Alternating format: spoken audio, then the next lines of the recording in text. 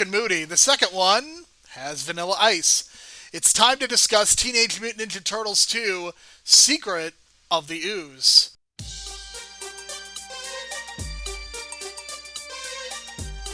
New York, a city where 8 million can scarf down their slices in safety, knowing that when pizza is close by, help is never far away.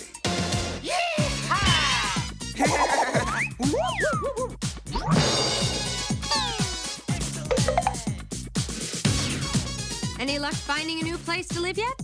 Well, in this market, it's actually very difficult to find good subterranean housing. You'd think even an idiot could find a place down here. But no! Wow! And I thought all the really good dungeons were in Europe. The past returns, my son. Hey, guys, look! That's the canister that had the ooze. That transformed us all. Yes.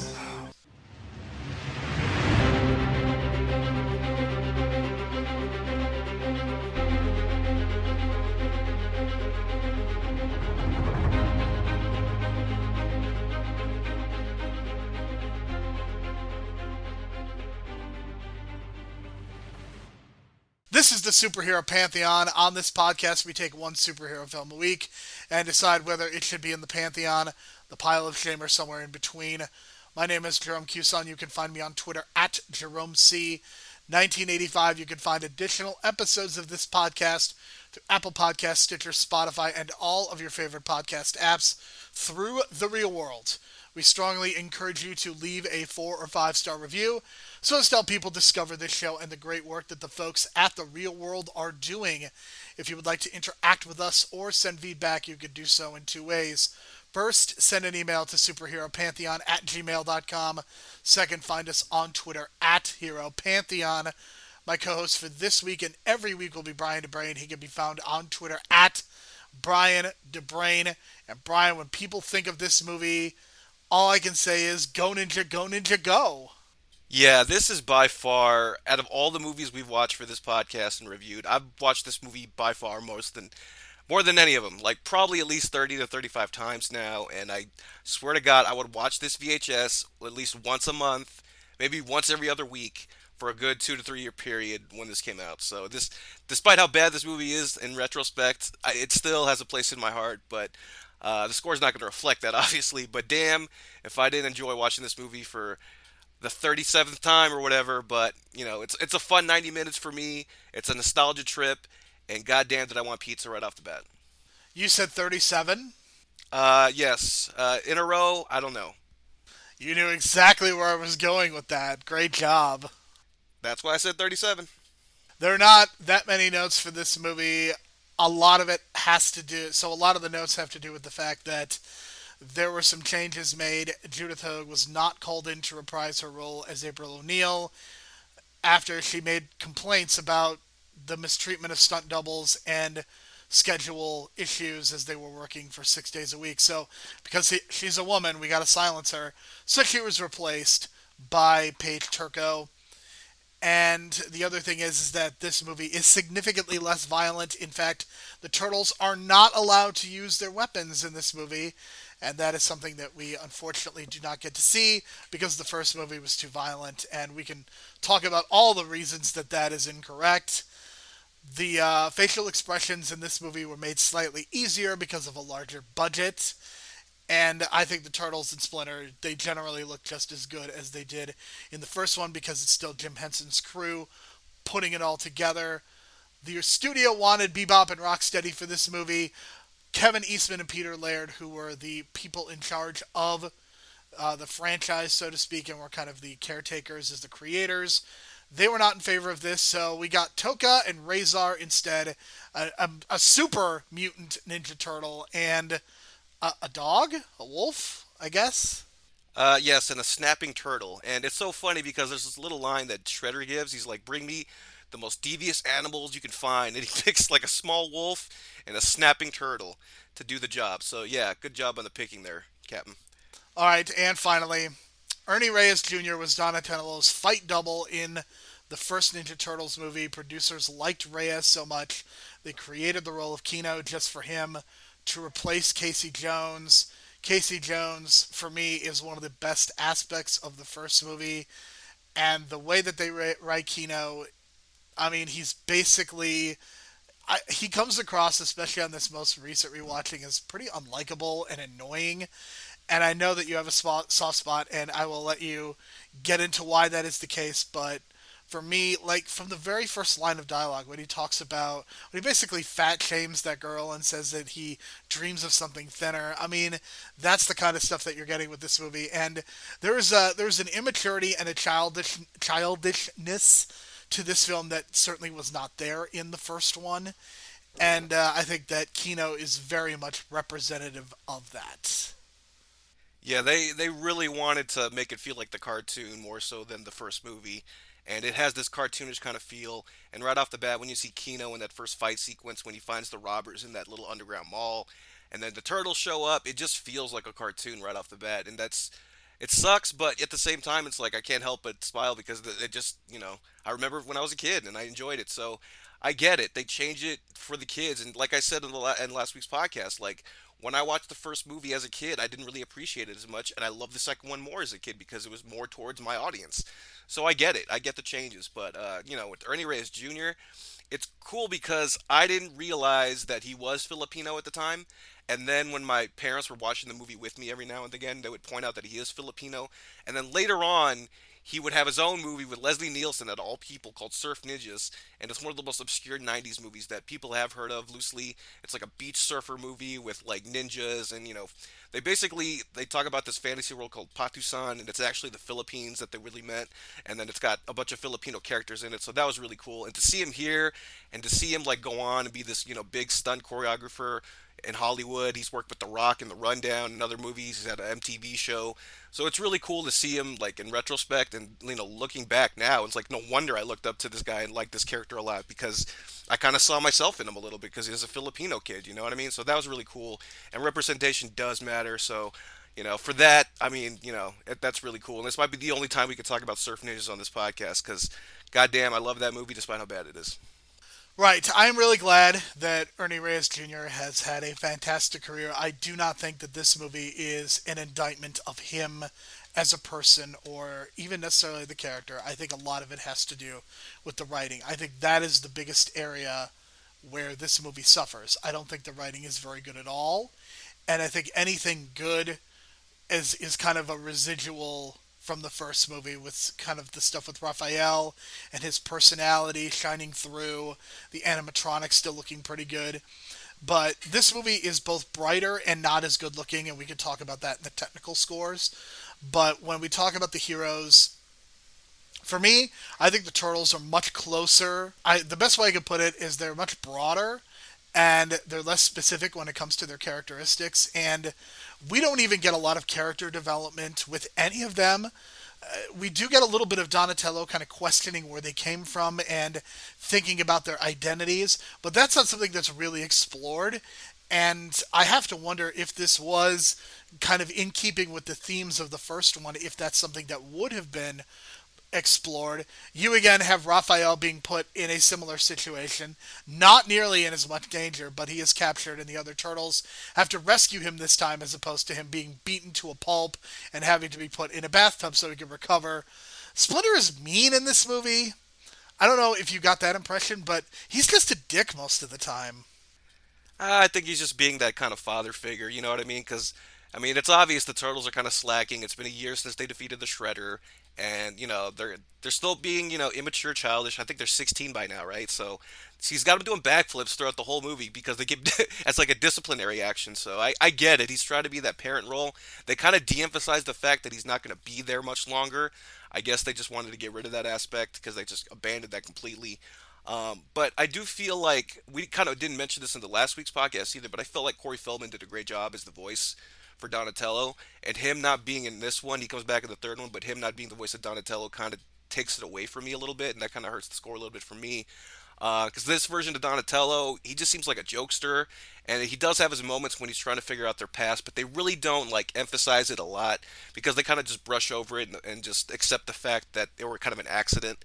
and I guess Donatello wanted more to this backstory, almost like a Ray kind of situation, right? With his history and the parents and everything, and then it's kind of this disappointing explanation, but it really wasn't as disappointing to me because there wasn't really this emphasis on their history anyway. We got the backstory in the first one, and there wasn't really much of a mystery after that. I mean, the only mystery is where did the stuff come from, and it's just obviously it's just some random chemical spill. But yeah, I think the turtles had good chemistry here as well, but I just felt like it was much stronger the first one, obviously, and and they also changed the voice of Raphael, and I think it really changed the performance as well because the first one, I forget his name, but the guy who did the voice of Raph in number one was so good that here in the second one it just feels like a step down, and it's just a step down in his character because of that. Right, and I'm not sure. I think the voice of Raphael might actually be the same in the first two, and there is definitely a change in the third one. But I believe the voices for Raphael might be the same, and it's just again one of those things where the characters was just changed.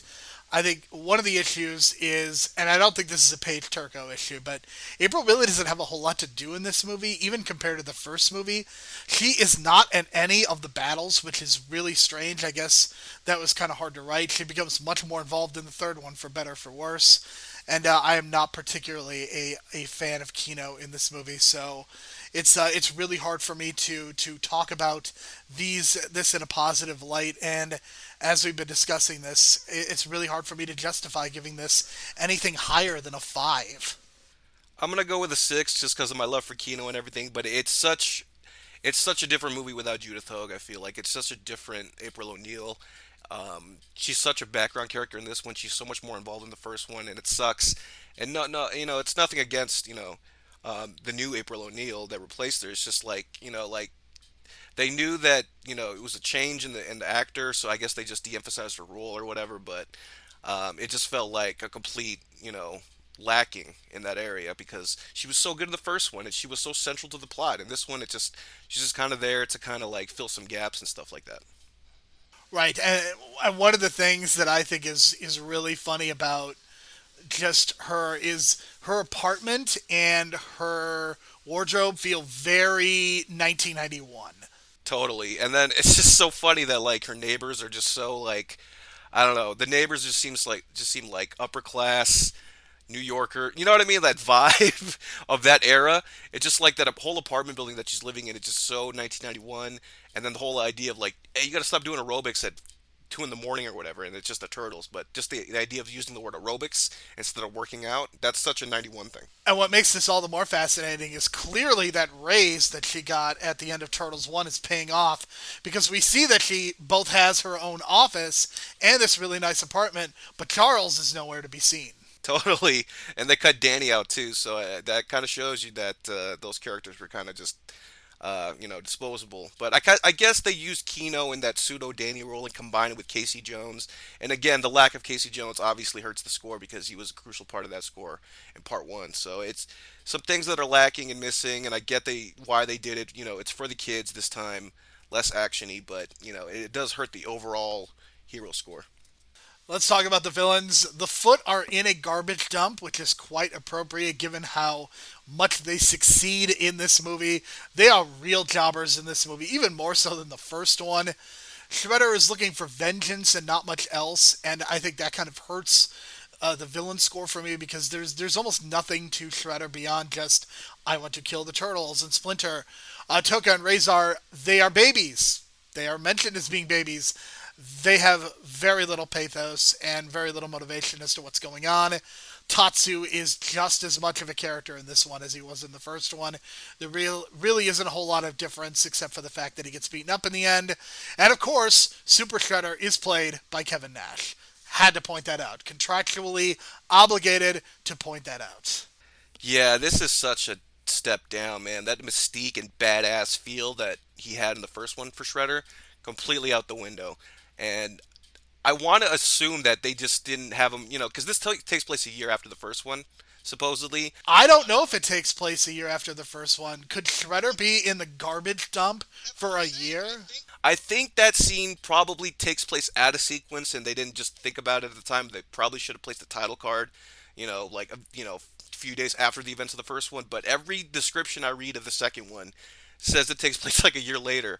So that's why I keep saying that, and I'll hold that to heart. But I'm assuming that there's no way Shredder just lied there for a year, and just suddenly woke up. You know what I mean? That's such a Michael Myers thing to do because I think that's exactly what happened between or Halloween 4 and 5, where Michael Myers just woke up a year later. Brian, I'm going to give you the benefit of the doubt and just blame the movie for not being very good. I am lowering my score. I was originally going to give this a 5, but I'm giving this a 4 because, again, there's really not a whole lot of pathos to this. And it's really unfortunate because the first one, the Shredder seemed like such a menace, and here he never comes across like a real threat. Even when he's the Super Shredder, because when he's Super Shredder, he's just destroying things, and he dies because he's an idiot, not because the turtles actually do anything. Right, and I think one of the things that really bugged me, and I didn't realize it till now, but when he says at the beginning, when he's trying to make these, two creatures, he says, the foot failed, and I failed." And I think the fact that he called himself a failure just kind of just loses all his, luster. You know what I mean? Like, you call yourself a failure, that totally negates you as like a fucking villain for this movie. You know what I mean? But what can you do? And I guess they were just trying to be like poetic and calling himself a loser and that he failed, but it just made him such, looks like such a pansy in comparison to where he was a year prior when he was such this badass. I mean, I think there's a way to do it if there's significance added to it, but again, this is basically a child's movie. That is clearly the intention here. As when we talk about the story, this is just a straight up revenge movie. The turtles are perhaps a little lazy, but they are able to still defeat the Shredder thanks to the professor. He is able to help them, and that's how they defeat Toka and Razor, and that's really about it. It's funny because this movie is a few minutes shorter than the first one, but it just feels like there is so much less going on. I feel like there are more action sequences and longer action sequences that are a bit better than the first one. I think the fight choreography is probably the one aspect of this movie that is better, but I feel like in every other case, I think some of the set design, I don't think it necessarily works. So when it comes to the story, I think it's just kind of there, and it's very, very forgettable. Totally agree, but I would go even further and say the third act completely goes off a cliff because that final battle sequence, you know, why did they just put this random club next to this abandoned, I don't know, warehouse area next on a dock?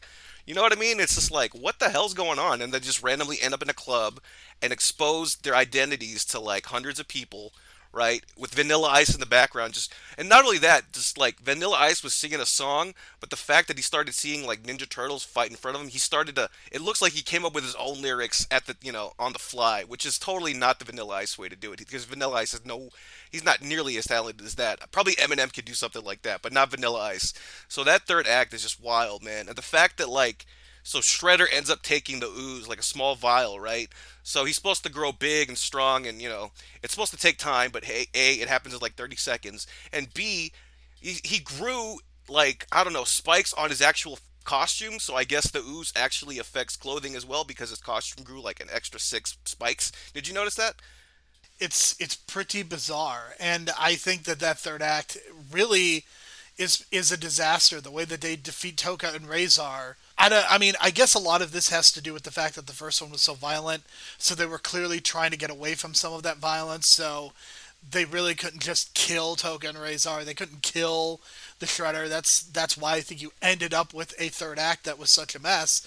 And to me, it feels like they wrote the third act around Vanilla Ice as opposed to writing something that would make sense within the context of a story. Because I think the third act of the first movie makes a ton more sense and is a natural extension of the rest of this movie.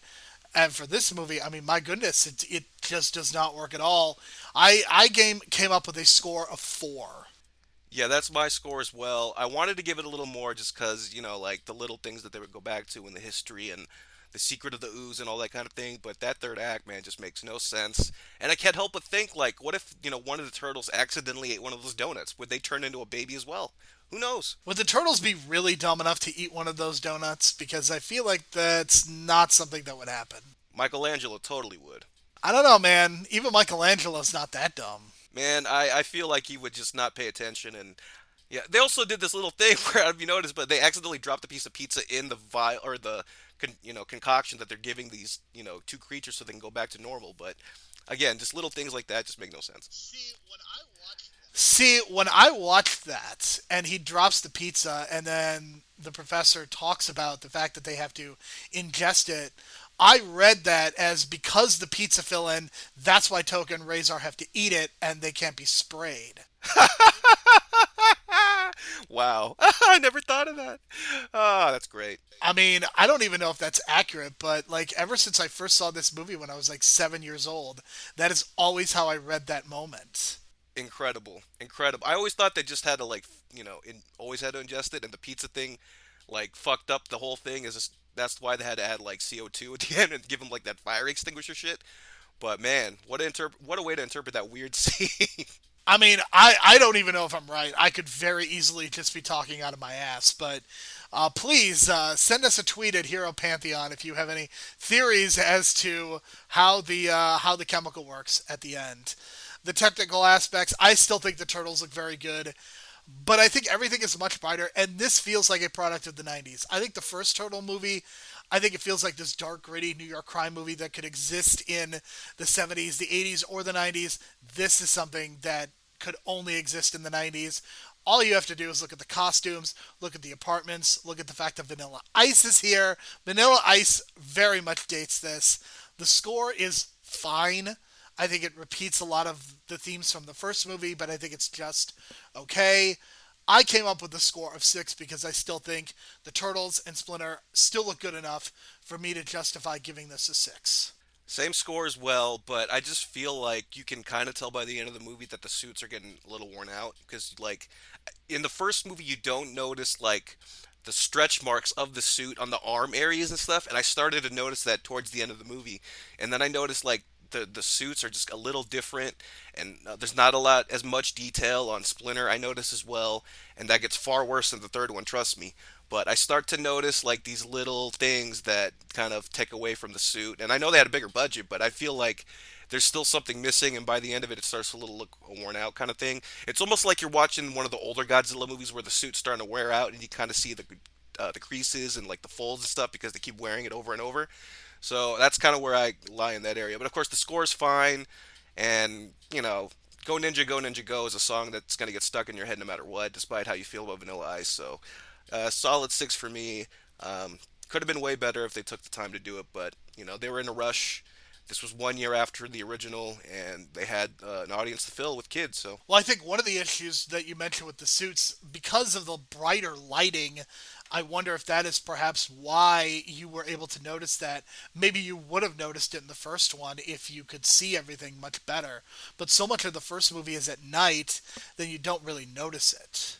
perhaps that's probably another reason too, especially when they like go in their new home and they find that new home in the subway and find that old subway station. It's much brighter there, and then I start noticing like the little creases. It's like the armpit area, the shoulder area, that kind of area where there's a lot of like movement and bending. You know what I mean? Almost like bending the leather on a shoe. So it's just those little things that I notice. You know what I mean? But that's just me. But I really noticed it a lot more in the third one too, especially with like how completely different the suits are in the third one. Well, the thing is that, as much as we talk about Marvel movies coming out as often as they do and, getting an Avengers movie every year, I mean, this movie came out a year after the first one.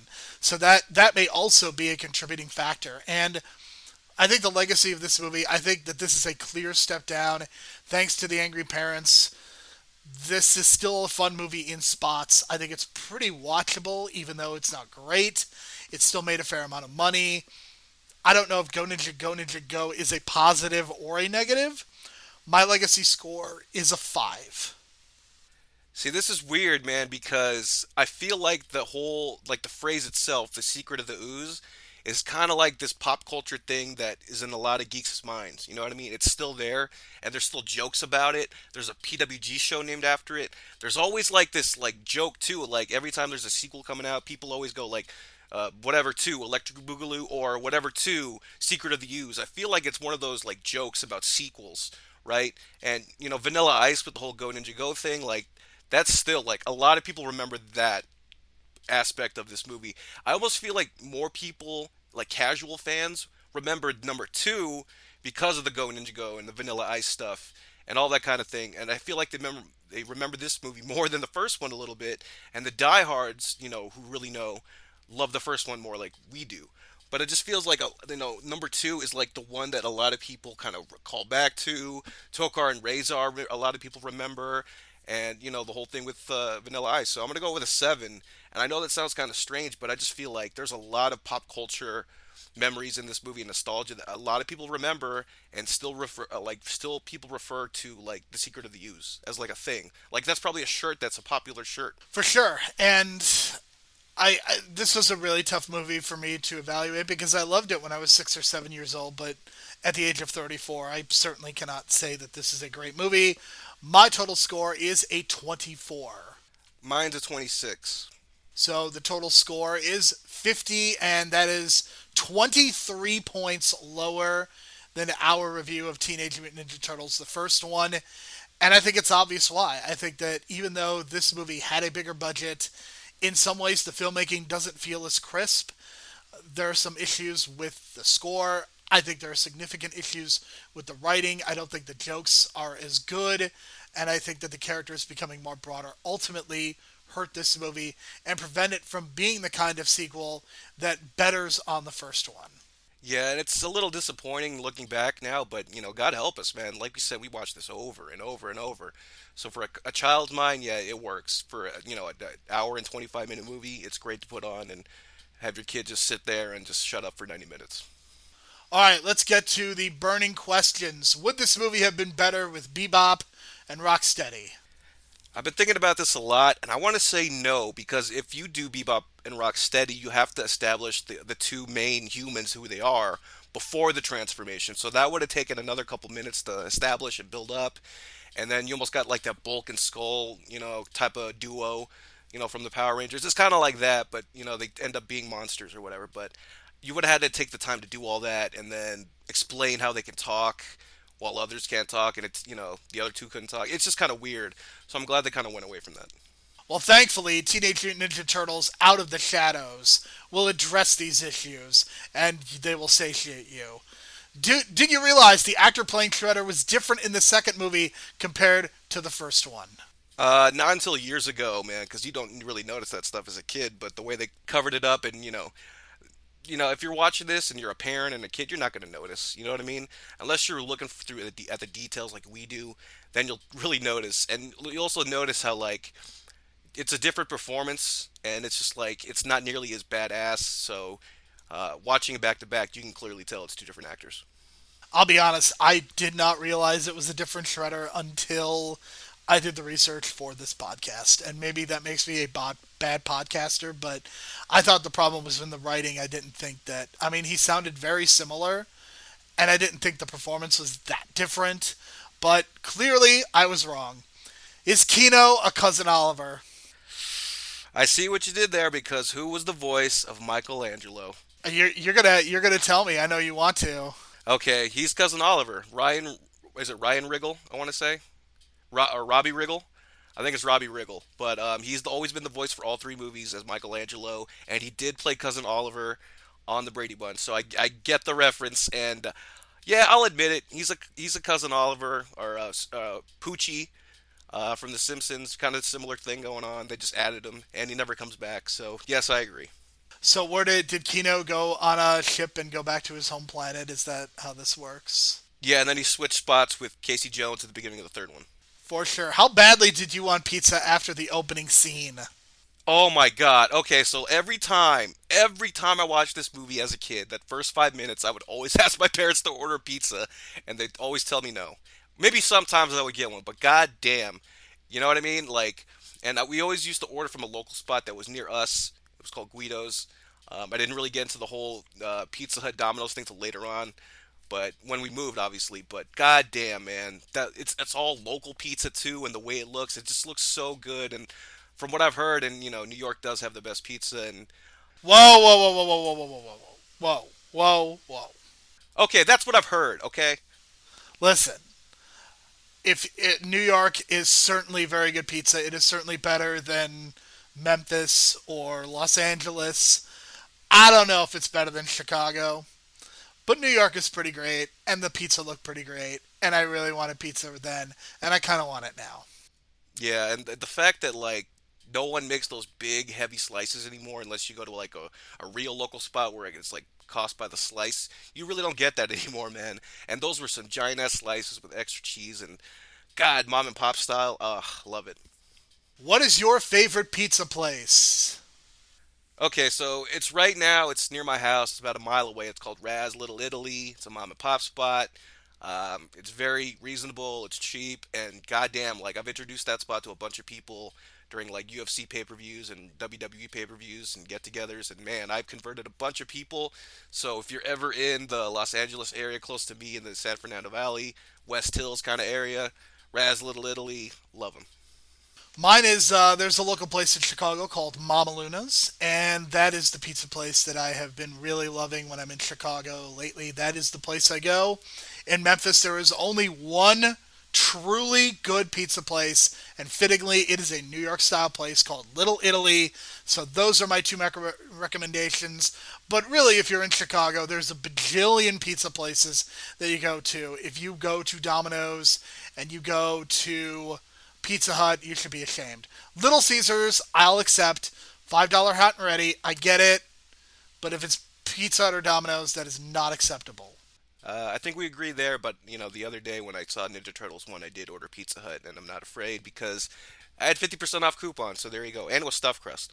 Oh, Brian. Well, next week, unfortunately, it does not get any better because we are going to be watching the Teenage Mutant Ninja Turtles. They're going to go. They're going to get a little racist next week. Yes, and not only that, but they're going to get Trapped in Time or Turtles Lost in Time, which is kind of weird because that's the name of the arcade game, Turtles in Time, and they clearly could have. I mean, obviously they could have used that subtitle for the third movie, but they just didn't. So And unlike the Teen Titans, they did not use Huey Lewis's Back in Time. no, but they randomly used Tarzan Boy, and we'll talk about that next week because as much as I love that song, it had no business being in that movie. For sure. So for Brian, my name is Jerome. Thank you so much for listening to our very short episode this week. We will talk to you again when we talk about Teenage Mutant Ninja Turtles number 3. So Kevin Nash, right? Can we refer to him as Big Sexy Super Shredder?